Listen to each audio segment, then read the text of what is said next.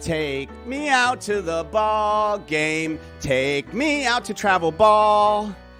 I don't care if the kids really play Little League. They can all still play. Oh, it's root for the travel ball. Most kids don't really play, 'cause it's 1, 2, 3 strikes, you're out. It's a travel ball World Series. The kids that you see at the Little League World Series, those are travel ball players. Okay? What does that mean? 3 years ago, I've always loved baseball. I played Little League. But 3 years ago, my daughter got involved with Little League playing softball. And I went through the full thing. Essentially, I always liked it. And so I knew to help her coach and to help her get better, I was a coach. I got on the Little League board. I was asked to get on the board. And I really didn't know a lot going into it. I learned a lot in the process. Those Little League meetings, those board meetings that I went to, were horrendous. I've been on different boards before. I'm speaking from my own experience, but from what I hear, this is very emblematic of most Little Leagues. Thank you, Will, the most famous travel ball tournament in the world. Thank you, okay? Why does that matter? Okay. So I didn't know. In my eyes, I thought, oh, okay, so this is how Little League World Series works. Let's say I play for the DeLand Blue Jays. And the DeLand Blue Jays win their area here in DeLand. And that's what happened with my softball team, my daughter's softball team that I was coaching. We were the DeLand Strikers, and we won our Little League division. It's awesome. I was like, oh my God, we might go to the Little League World Series. We just won our division. And a lot of the coaches that were on the team, they knew way more. Shout out to Joe. And Joe was kind of telling me, he's like, Carlos, we're about to go into the tournament, and you're gonna encounter some players you haven't seen before. I'm like, what? We just beat this. We're going to play this Lake Mary team. Literally the Lake Mary team that you see on the Little League World Series, but the softball version, which they go there too. And our team was good. Like, we were a team of no travel ball players except one. Every girl on that team was a Little League player. What does that mean? That means that you're connected to the Little League in your hometown. You live down the street. You live in the city. You practice a couple times a week. You got 1 game a week usually. 2 maybe. And it is not this super intensive type of thing. It's supposed to be about learning. It's supposed to be about fun. But what ends up happening, like anything that adults get involved in, money, competitiveness, ego takes over. And so in the midst of me learning about this league and everything, so we're going into the playoffs, literally the Little League World Series playoffs for softball. And I'm like excited. Oh, we beat Lake Mary in the regular season. We beat that team quite well. And our coach looks at me and goes, it ain't going to be the same team. What do you mean it's not going to be the same? This is Little League. So, in order to play and go for the Little League World Series, you have to only play 8 games. In fact, I got some other stuff. And so what happens is you have cities and Little League teams, Lake Mary being one of those, who organizes and handpicks these teams to battle in this. So if you have a team, if you're from Kissimmee, if you're from Claremont, if you're from another city and you're just like, no, this is my team. None of us really play travel ball. We're really trying to stick with the Little League rules. We're not trying to be, and we want to just make it all the way to the final. What you watch on TV. You don't have a shot in hell. You don't have a shot in hell. If you've experienced this, if you've experienced the little league fantasy of, oh, we could take our little hometown team and take them all the way with the kids in our neighborhood. Give me a like. Give me a heart. Give me a comment. So, we go and we play Lake Mary. And all of a sudden, I'm looking at girls that look like they're straight out of Division I college that we did not play during the season. A couple of them here and there. But because they play travel ball, every kid that you see on that team is a travel ball player. They don't, if you ask them, do you play Little League? They're not going to say, yeah, man. No, I play for the DeLand Suns. I play for the Nitro. I play for this. They're not going to admit even that they play Little League unless they make it to the Little League World Series like Lake Mary. Once again, I do want to state this. This is not a diss to the kids. Kids are just playing. Kids are just playing. They don't know the rules. They just want to play. Shout out and mad love to all the players and the coaches and the parents. This is not personal towards them. This is more of a look at the system itself, which is broken. It is a very broken system on how these kids are able to get to this position. Little League is there for parents who can't afford travel ball. Little League is there to get kids involved. But now it's just being manipulated by cities that just want to get to the Little League World Series. So the teams that you see, so we go and play against Lake Mary softball, and we give them hell. We were beating them. The DeLand little strikers of all these little girls that were not travel ball players were beating the Lake, and this is in the World Series playoffs. And then last inning, and quite frankly, it was about a year and a half ago, so I don't remember exactly. But they ended up beating us. And the coaches were great.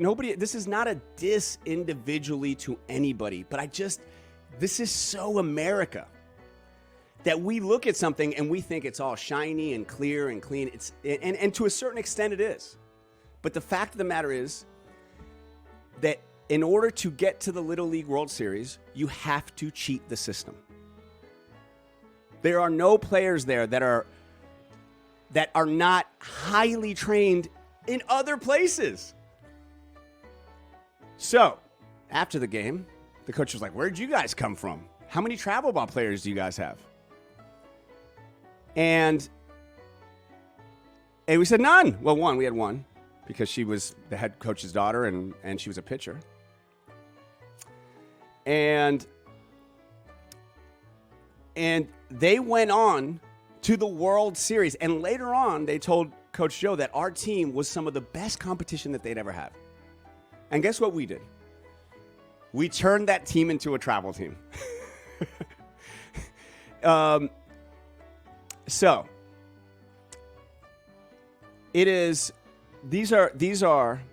so everyone on the Lake Mary team is a travel player. How is that cheating? Okay, good question. And I want to get to you guys and what you think. Once again, if you know anybody in Lake Mary, if you know anybody in Little League, this is what's happening in youth sports. Once again, this is not a personal attack towards anybody. This is just where we're at. Tens of thousands of dollars spent at the pro level training. And if you don't spend it, you're not keeping up. Baseball and softball are turning into an elitist sport. If your kids aren't in those travel tournaments, paying hundreds, thousands of dollars, if your kids aren't training with trainers, they're gonna fall behind. Hey, big shout out to my daughter's travel ball team, Winter Springs Dirt Dogs. She's shout out to the Winter Springs Dirt Dogs. Shout out to Coach Wills. Shout out to the whole team, because they love the kids. When I met with them, we met with a bunch of different travel teams because the goal is to grow the kids so they love the sport, that they don't get tired of it. And of course, you want to win, but to teach them how to become honest, hardworking men and women. And the Dirt Dogs have that ability. They want to win, but they want to make people better. Kimber. I was happy to see that most of the players are from Lake Mary and Sanford. I looked it up. You did, girl. But I got inside scoop. Those kids come from all around, man. The fact is, they control. So here we go. It's just a reality of 21st century sports. Every sport is basically money drives the bus. Yes, it does. Yes, it does. Now, to get back to your question, Arna, of everyone on Lake Mary team is a travel player, how is it cheating? Okay? This is how it works. You're going to have, they basically have Group A, Group B, and Group C. And for Lake Mary, essentially, let me get this started again so we got a little action in the background. So let's say you just take the Little League team, okay? And the players that don't play travel. And let's say there are 10 players on this team. And there are 5 players that are travel players. They can miss almost every game. These 5 travel players, they can miss almost every game. Except they got to be there for 8, and there's always a little fudging. And then when the tournament comes, they pop in. They've been playing travel the whole year. Day in, day out. Missing practices. Taking the spots of the real Little Leaguers. So the Little Leaguers that don't play travel, that were on that team, they're watching all the players. They're like, oh, yeah, he came to like one practice. It's just bizarre that we have allowed, our kids. I remember the day you talked about joining the board of the Monsters. I did my first talk back, and I was like, dude, don't join the board. Dude, Aaron, you couldn't have been any more right. I hated every second of being on that board. Everybody was infighting. They didn't care about the kids. There was no draft. It was just a mess. It wasn't the people or anything. It was just like the organization. So, what does that mean, Arnott, to get back to your question too? So, number one, it's a travel ball advantage. They primarily compete in travel ball, not Little League. That gives them a significant edge in skill and experience over typical Little League players, plain and simple. The Little League teams are stacked. Point number 2. The organization strategically build super teams by recruiting top players from travel ball for the playoffs and Little League World Series, rather than playing with their regular season team. Okay? Does that make sense? Now, and this is, if there's an organization that drafts how it's supposed to draft, where it's a new year and you draft and maybe you get to keep like 5 or 6 players, and then there's teams like the ones that make it that don't do that. They're like, no, this team is this team is that. That is called an uneven playing field. And regular Little League teams that normally develop their own players are at a severe disadvantage. It's not fair. And it's misrepresentation at the end of the day. These Little League World Series teams, you're like, oh, man, they did it. They did it. This little scrappy team from Castleberry, Florida made it all. No, they didn't. It's a machine that put them there. The kids deserve every bit of applause, every bit of attention. But the Little League World Series really, and on top of that, they're making a shitload of money. They are making so much money off the backs of these kids. And they're not jumping over the moon to fix fields or a scoreboard. Hey, listen up, world. Why don't our scoreboards work anywhere? It doesn't matter.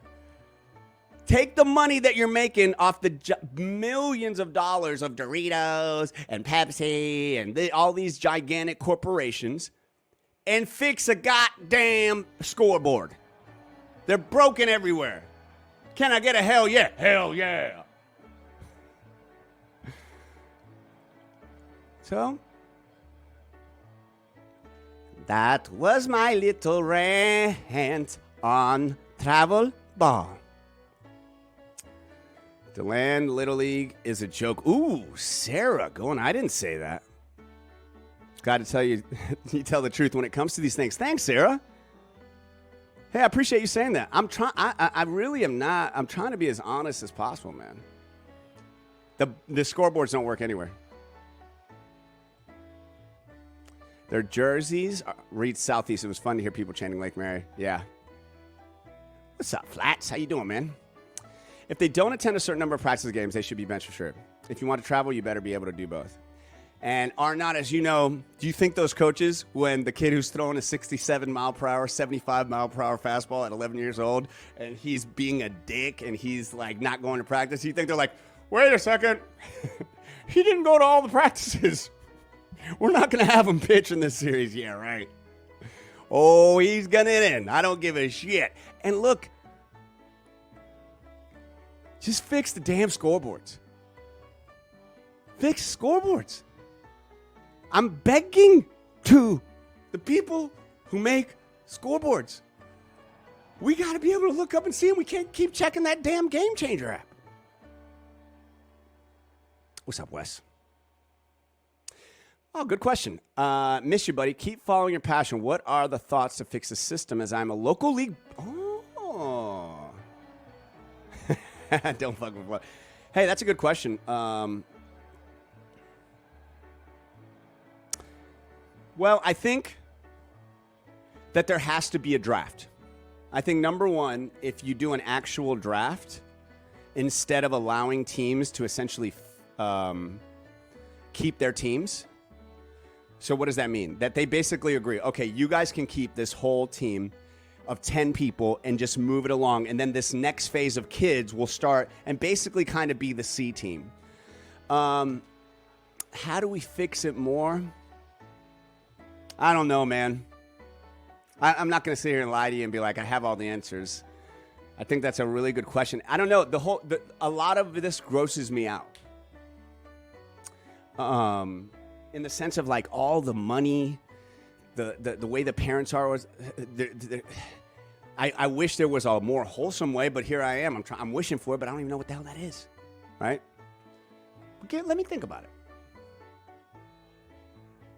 Once again, congratulations to the Little League Lake Mary team and all of the players on there. It is amazing to go back to what we talked about in the Motivational Minute. Some of the greatest joy I get in my life is watching my daughter on that field and her, doing things that I know has taken her a long time to figure out, to learn, to be coached by others. Man, I'm like Gus. I'm like Gus. I jump out of my seat when I'm like, yeah, my wife does too. My gosh. It is an amazing feeling to see them on the field. And so I can only imagine how these parents are feeling to see their kids do that. So congrats to all of them. And I wish I didn't see the game last night. I think they lost. So maybe should have found some better travel ball players. Kidding. Just a joke. The only way to fix is to require the kids to play the game. Yes, and miss maybe one game. Yeah, that's a good. See, just like that. Boom. All right. That was my hard-hitting topic. Now, I did, before, do me a favor. Do you guys want me to interview Dusty Johnson? He's one of the coaches for the Nashville Taters, one of the Little League World Series teams that didn't make it.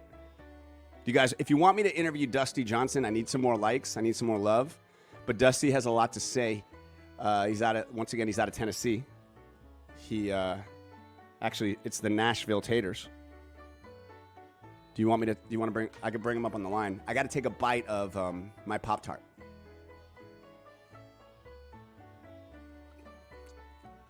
Eventually, the C team will become the A team. Yeah, it takes a long time, Poppy. They play that C team in the old regular season, too, and we played them. We thought we kicked their ass. Nope. Played the C team. I keep hearing like somebody walking the door, but it's somebody hitting a home run. All right, here we go. A little sip of coffee. A little sip of water.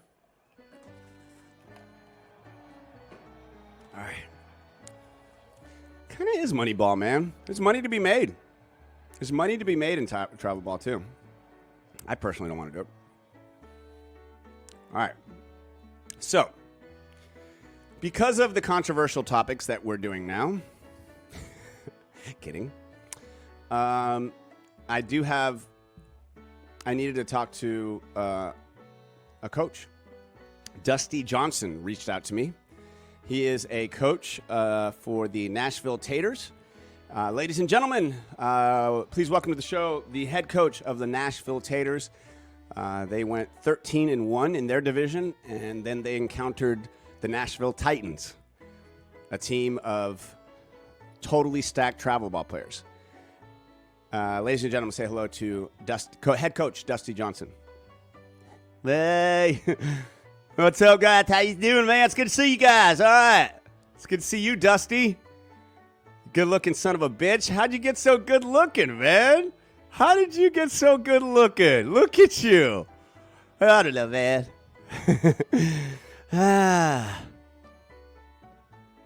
I guess maybe it's my hair or something like that. Could be. Listen, Dusty, what do you think about this whole issue with the travel ball players playing in the Little League? Because I heard that your team faced the Nashville Titans, and they didn't do that well. Is that true? Yeah, man. I'll tell you what, we did, and it wasn't fun. It was not fun at all, because they looked like they were single dads out there, you know, driving trucks to the field. I think one of the kids was smoking a cigarette. He actually did bum a light from me. So, yeah, my 12-year-olds who competed against them, they didn't know what to do because I think one of them did carry a knife, too, one of those Nashville Titans. Dude, those are serious allegations. So you're saying you think that some of those Nashville Titans kids, they were not of age? I don't get in trouble, but yeah, I think I bought some weed from one of them one time. Whoa, don't say that. You're a head coach, okay? But what do you think we can do to make the Little League World Series a little bit more, honest, a little bit more real? Well, you can do an ID check at the club. I am a head coach, but I do run security for Boot Scoot and Boogie here in Nashville, and it's the hottest nightclub in town. Dustin Wallen, he's a big act here. He came in the other day. Anyway, I think we should do ID checks on the field. Dusty, are you still coaching currently? Are you still coaching right now? A little bit. No. Oh, so you're not currently a coach? No, I'm not. I'm gonna have to leave because I got in trouble for selling. I got in trouble. I partied with that team, the Nashville Titans. I partied with them. What did you do? We hit the club. We showed love. A couple of them, 21 years old. We did shots. It was cool, but then they found out. My team was pissed, and then I got kicked off. Yeah, dude, you can't go partying with the travel ball kids, and you can't do that. You can't do that. Well, I'll tell you what, I did, and it was fun, and I won't do it again. But guess who's the new assistant coach of the old Nashville Titans? So now you're coaching for them? Yeah. Shout out to Nashville Titans. I'm their new assistant coach. Yeah, that's right. So the whole system's fucked. Thank you, Dusty. That was not what I was expecting. I thought you'd be a good, wholesome coach. I didn't think that you were literally going to coach for the opposite team. Woo! Yep, Dusty. Man, that is... Oh, Southeast Lake Mary won. Thank you, Karen. Tony, you remember Dusty Johnson? You remember... Yeah, he went as Dusty Mullet. That is true. Dusty Mullet. That is a long time ago. Yeah. Oh, man, that's my old nickname. Yeah, Dusty Mullet. It's cool, man. Get the hell out of here, Dusty. All right. Let us move on to the old ball game.